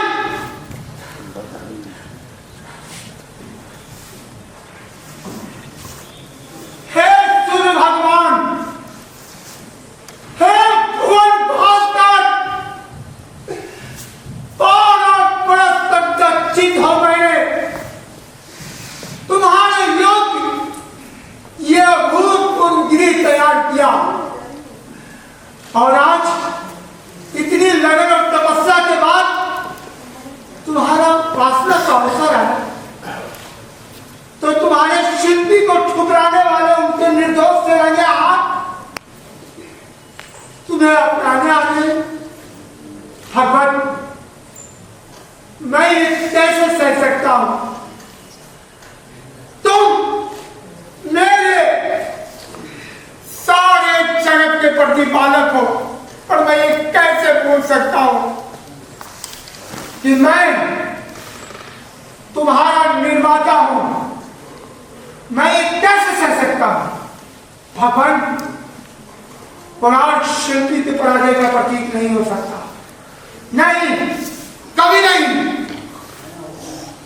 मैं और तुम मिलकर ऐसा नहीं हो। ठीक है ना? ठीक है ना मेरे भगवान?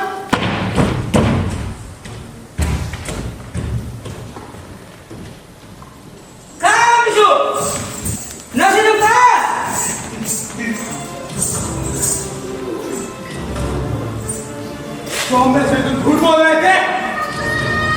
विष्णु को तुम यही छोड़कर गया था, और नरसिंहदेव देखिए वो उतरिए,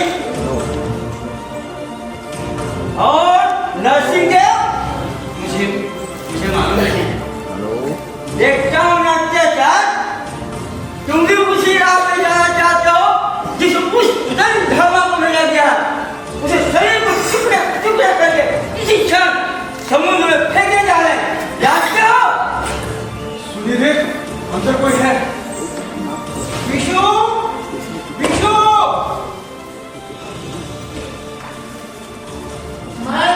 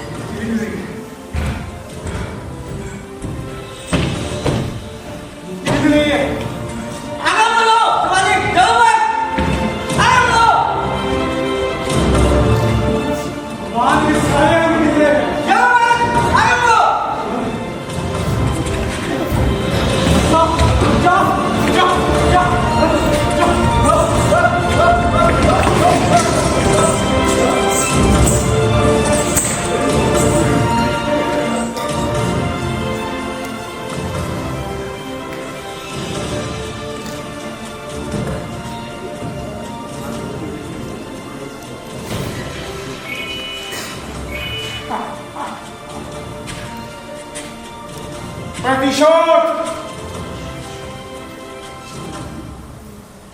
मेरे दिवाकर, मेरे देवता शिल्पी का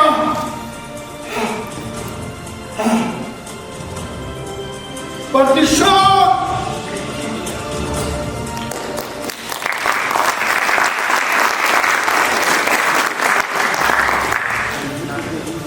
यो कोणार्क के विमान के टूटते ही अत्याचारी चालुक्य और उसके साथियों का विनाश हुआ और विशु जिस विराट कल्पना को उसने साकार बनाया उसी की गोद में उसे मृत्यु शैया हुई। वे पाषाण खंड जिन्हें उसने जीवन दिया उसके शव पर फूलों के समान बिखरे पड़े थे। कैसा अनूठा है ये खंड। उसके प्यारे बेटे ने ही तो वे फूल बिखेरे थे। ऐसा अनूठा है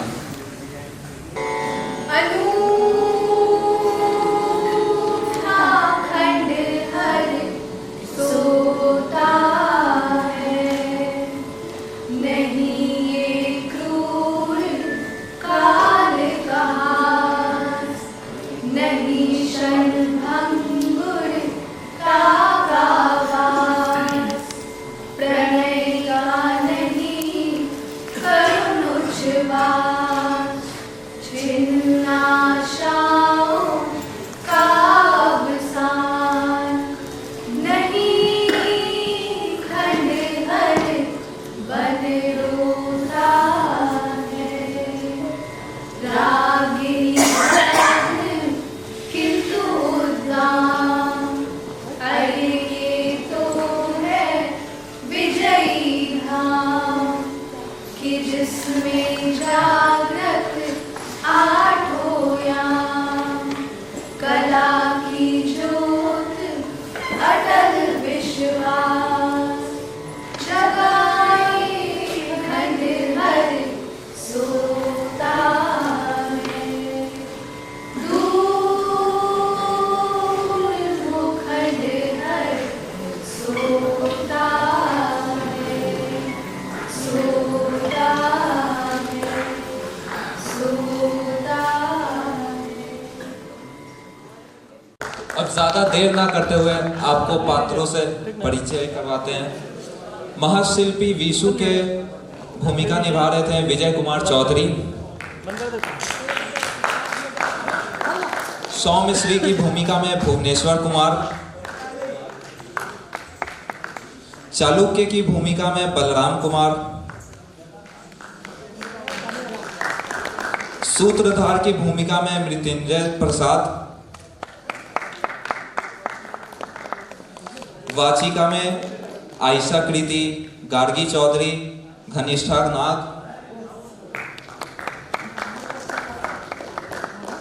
राजीव की भूमिका में राजकिशोर पासवान। महेंद्र वर्मन अमन कुमार।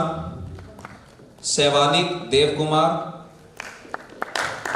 प्रतिहारी में आर्यन कुमार गुप्ता, करण कुमार, भास्कर संतोष कुमार, गजाधर रविदास जी। सैनिक में राम बाबू राम, कुमार अभिनय। मंच संचालन हिमांशु कुमार। मंच परिकल्पना संतोष कुमार जी। प्रकाश पलक विनय कुमार। पासर ध्वनि दे रही थी मानसी कुमारी। रूप सज्जा शिव बाबू माया कुमारी। वस्त्र विन्यास अनीता शर्मा। पूर्वाभ्यास प्रभारी बलराम कुमार और धर्मपद की भूमिका में मयंक कुमार और अंत में नरसिंह देव कुमार माधव।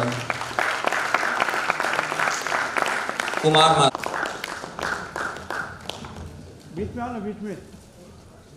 हाँ, आप लोग इतनी ठंड में भी इस तरह नाटक का आनंद ले रहे हैं और आपने अपना बहुमूल्य समय दिया है, इसके लिए बहुत बहुत हम आपका आभारी हैं। हम चाहेंगे कि जो भी हमारे सम्मानित अतिथिगण यहाँ उपस्थित हैं कृपया वे मंच पर आएं और दो शब्द अपना सभी हमारे जो अतिथि हैं चाहेंगे उनसे। सैयद अता करीम साहब हैं, अरुण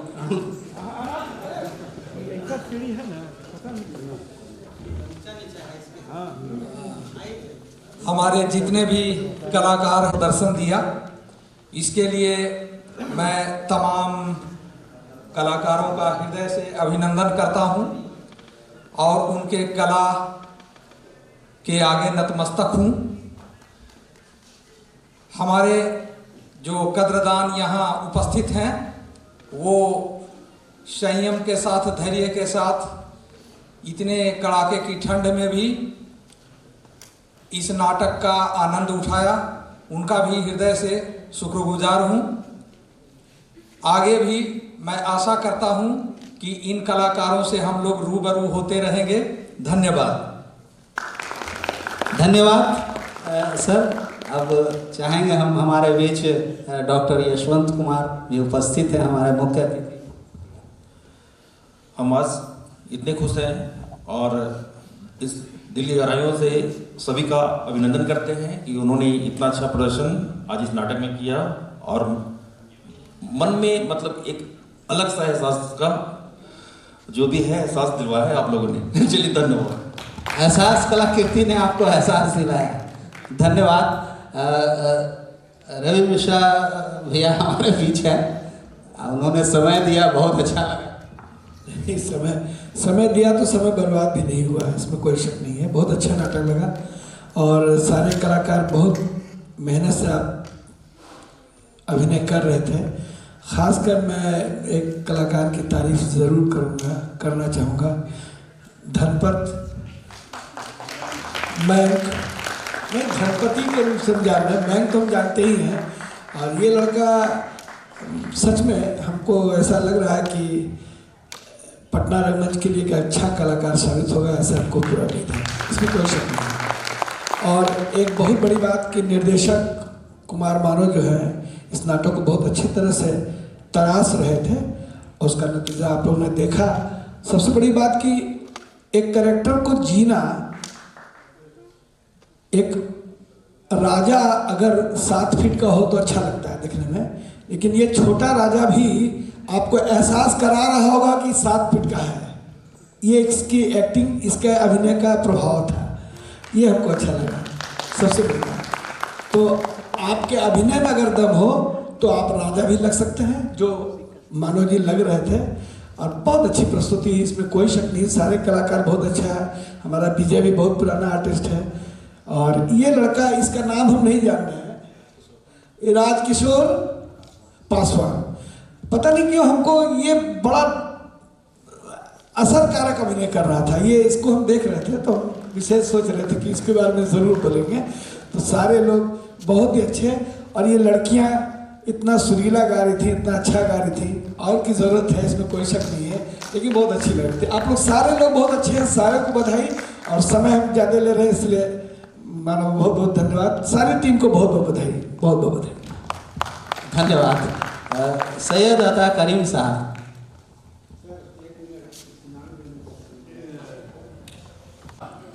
कि नाटक कर देना है और नाटक करना है, तो यकीनन मिस्टर मानव ने इस नाटक को किया, इसमें कोई दो राय नहीं है। और आपको महसूस हुआ होगा ये 2.5-3 महीने में ये शख्स किसी दिन भी चैन से सोया नहीं है। इसको मैंने महसूस भी किया है, आप लोगों ने महसूस किया होगा। जो सही ढंग से नाटक करता है, हर पल उस दौरान, हर पल खाते पीते सोते उसके दिमाग में वही बातें आती रहती हैं। और आप लोगों को आज महसूस हुआ होगा कि छोटी छोटी चीज़ों को इन्होंने उजागर किया है। और ये मयंक इन्हीं का बेटा है और ये उनके बेटा है, ये तीसरी पीढ़ी है। अब समझ सकते हैं कि ये कितनी बड़ी बात है ये। इसीलिए मैंने कहा था कि गुलाब पत्थर पे खिल रहे हैं, चिराग आंधी में जल रहा है। गुलाब पत्थर पे खिल रहा है, बहुत मुश्किल काम है किया, और चिराग आंधी में जल रहा है। यही यही जुनून, यही ख्वाब इनका है, वहां चिराग जला दूं जहां अंधेरा है। आज इन्होंने चिराग जला दिया। आप लोगों को एहसास होगा, इस नाटक को मैंने 75 में किया था। रवि मिश्रा जी को याद होगा, ये बच्चे थे उस समय और बहुत शानदार हुआ था। मैं उससे कंपैरिजन कर रहा हूं, मैं भी उसमें एक पात्र था। मैं ये समझता हूं कि उससे कम नहीं किया इन्होंने। उसमें इनके बाबूजी थे और इसको नाटक में उनके बेटा, उनके पोता, उनकी पोती सब उसमें सम्मिलित है। मैं सारे कलाकारों को बहुत बहुत बधाई देता हूं, विशेष तौर से विजय कुमार जी को, मुन्ना जी को, इस बालक को तो पहले ही दे चुका हूं, राजू जी को, अरे जितने लोग हैं, जितने कलाकार हैं, सारे लोगों को। अगर अरे बलराम, हमारे बलराम जी तो भाई प्रोडक्शन के टोटल चीजों को देखा, सेट डिजाइन में दुनिया जहां उनकी बेकली भी मैंने महसूस किया है। मैं उनको भी, सारे लोगों को मैं दिल की गहराइयों से बहुत बहुत बधाई देता हूं। उम्मीद करता हूं मानव इसी तरह से तुम यार आगे बढ़ते जाओगे। और फिर क्या बोलूं मैं, आगे कुछ बोलने को नहीं। तो बस आज के लिए यही, आपसे विदा लेता हूं। शुभ रात्रि। धन्यवाद, धन्यवाद।